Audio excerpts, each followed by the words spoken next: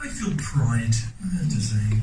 Yeah. We did it, and we were just boys, and it seemed like everything was against us, and we made it, and we just remade it, and I'm amazingly excited about the way it sounds now. So yes, I feel pride. How are you, Rose? Could have been better. And actually, I gave it a listen today, and our three guys in the studio, they've done such a great job. They've made the drums sound actually a lot more like we wanted them to sound. That's from my point of view. And I think overall, it's much more what we wanted people to hear from our first album than what actually came out, which was okay, but this is much closer to what we wanted. So I'm delighted that we've done it. You guys work together? Well, it's highly complex because we didn't actually choose Roy. I think he came with the booking in the studio. I mean, we suddenly signed not to a record company but to a production company who own the studio, Trident Studio, just up the road. I just revisited it, which was really interesting. You were there. And what's the question? First meeting Roy. Meeting Roy. Well, John Anthony's the guy who took us in there, as Roger said. And I think, as I remember, it was like, Roy's going to be your producer. Sorry, your engineer. Roy's going to be your engineer, right? Because Roy engineered a lot of stuff that tried. He's a house engineer, stroke producer, I suppose. And there's three of them. There's Roy, there's Robin Cable, who's done Carly Simon, like that, and there's Ken Scott, who was doing David Bowie. Roy was very technical. He'd just come off T-Rex and all their big hits, and Free and other people, great sounding records. So they thought that maybe John wasn't quite. John actually had the foresight and the vision. Roy had the technical engineers thing, so that he kind of got the gig in the end. I'm not sure that was the right idea, personally. Yeah, I mean, to be honest, we didn't click for a long time.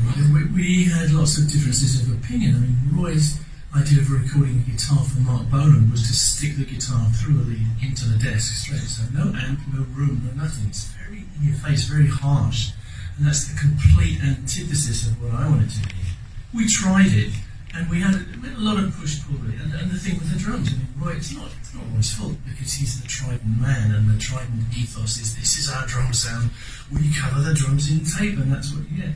So it was an uncomfortable mixture some of the time, but we learned to work off each other. And he used to make us assert his authority, being a bit nasty here, as a producer. Hello, Roy. By making us do 37 takes. I don't know if it was necessary or not, but he actually, the truth of it all, that he wasn't actually a musician. He was really more of a technician. And so I'm just telling you the truth. Yeah. It changed over the years. By the time, we still used it for the second album and the third album, but things were gradually changing. And the balance of power changed with the checks. Unsung hero as well, Mike Stone. I can't let this even go by without mentioning Mike Stone. Mike Stone was a T-boy at Trident when we started, but he was had a great appetite for learning how to do things. So the mix of Keep Yourself Alive, which is on that first album, I did with John, because he just could do it. Nobody else was around. Everybody had failed to mix this track, and he goes, "Should we have a go?" Yeah, all right. So and Mike became really the most wonderful fourth member of Queen, didn't he? You look at albums that followed from Sheer Heartstack onwards, he's very much there. He produced. You're talking about this album? Yeah, no, I'm just thinking about later on. Mike became the most amazing part of us, and it's very sad that he's not here today to be part of this. Quick story. In their first record, it's bizarre. I mean, talking about 52 years ago, right? Going on 53. And I have to say, I wouldn't change the note. Having been through the process we weren't tempted.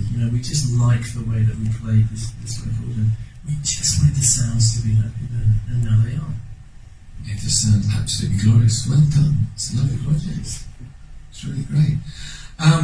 In a moment, you're going to hear the whole record in full, on an incredible sound system. It does sound really, really great. Drums sound awesome. Really much better than they did before. But before we play the entire record, please give it up for Violet and Richard.